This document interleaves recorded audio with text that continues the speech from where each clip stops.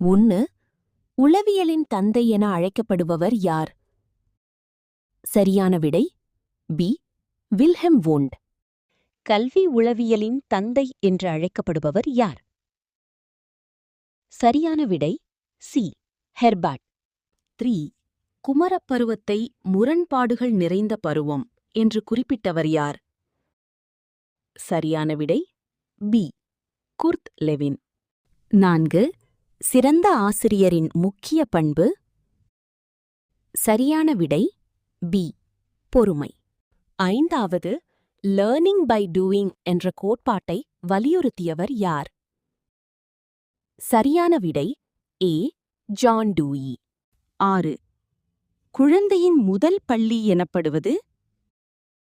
சரியான விடை பி. வீடு. 7. குழந்தைகளின் கற்றலை ஊக்குவிக்க சிறந்த முறை? சரியான விடை சி. பாராட்டு. 8.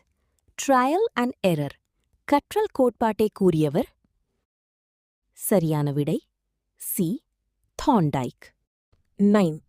குழந்தையின் சமூக வளர்ச்சிக்கு உதவுவது?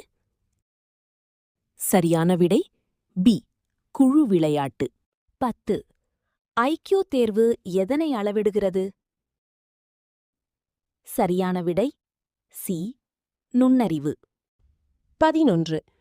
நுண்ணறிவு தேர்வை முதலில் உருவாக்கியவர்? சரியான விடை ஏ.